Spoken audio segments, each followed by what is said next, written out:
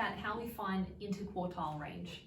So when we're finding interquartile range, basically we're trying to split our data into quarters.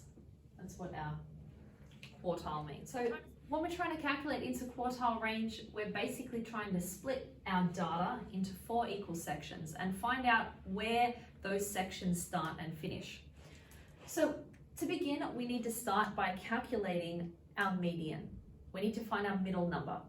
So when we're doing interquartile range, even though generally you cross one off at the start, one off at the end, that will put lines all over your data and that'll make it a little harder for you later on. So try not to cross out, but you can if you need to. Try and just count with your fingers, count inwards, one number at a time until you get down to the middle. So this here is my median, it's my middle number. Let me just double check I did that right. There's 5 on this side, 5 on this side. Yeah, cool. All right. So that's our median number. But when we're talking quartiles, that is Q2. So let me explain why. So if I had some boxes, say I had 4 boxes, and I wanted to put all these numbers into these 4 boxes equally, and I want to figure out where the first box ends and the second one starts, that we call Q1. Then I want to find out what number lies between box 2 and box 3. We call that Q2. Then we're trying to figure out what number lies between box 3 and box 4. We call that Q3. And then the last number that would be in this box, technically that would be Q4, but we don't really care about that. So with interquartile range, these are the 3 things that you're trying to calculate. So we've just done Q2, and we did that by counting inwards until we found our middle number. Mind you, your data has to be in order before you can do this. So you need to put your numbers from smallest to largest if they're not already in the correct order. Cool. So now, let's try and find Q1. We want to try and find what number lies between the first box of numbers and the second box of numbers. And the way we do that is the same way as we found the median. We count inwards until we find which number's left in the middle. And that would be our Q1. Great. So if you think about it, these 2 numbers would be in box 1. This number's sitting in the middle. These 2 numbers would be in box 2. This number is between the second and the third box. Now let's try and find which numbers would fit in this box and this box. So we're going to do that again. We're going to count inwards like this until we find which number is smack bang in the middle. And that is our Q3. Cool. So let me just write this down here. So our Q1 is the number 1, our Q2 is the number 5, and our Q3 in this case is the number 12.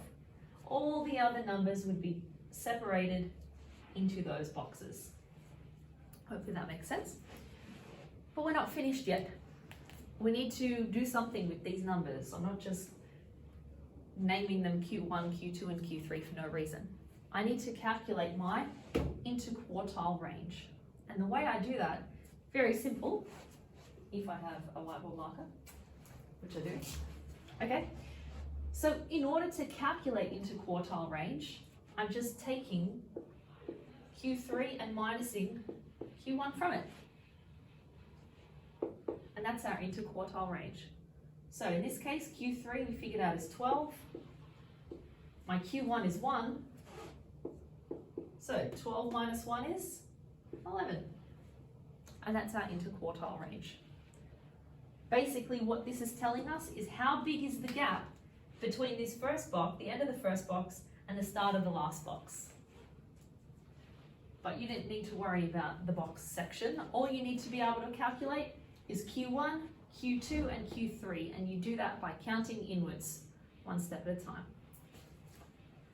Now we want to do the same thing. We want to be able to calculate our interquartile range, but with this set of data instead. Now something slightly different about this data. I have a different amount of numbers in this set of data.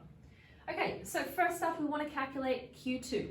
So I'm going to count inwards, one step at a time, until I get, I have 2 numbers. I don't just have 1. But I can't have 2 numbers as Q2.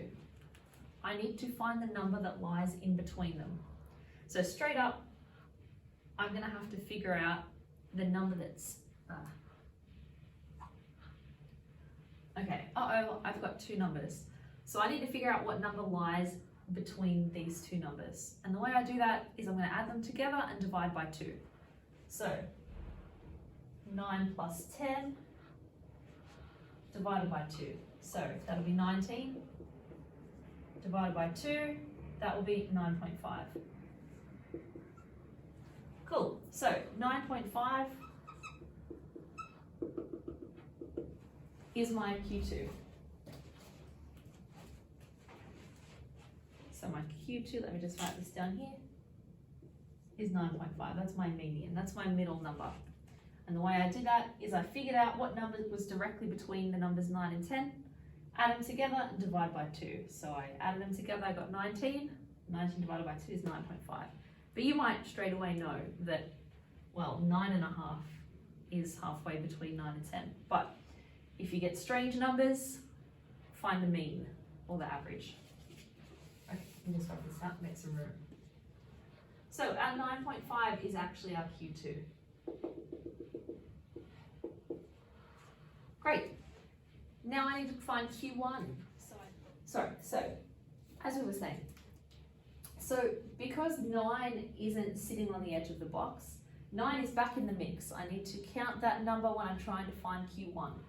So I'm counting inwards, including 9 in my count.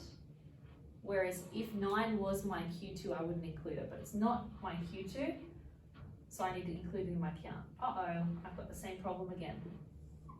I need to find the number that is in between these two numbers. Well, I don't really need to add them together and divide by 2 because I know the number between 5 and 7 is 6.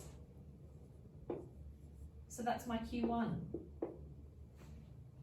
Now I need to try and find what number is Q3. So I'm going to do the same thing. I'm not including 10 in my count.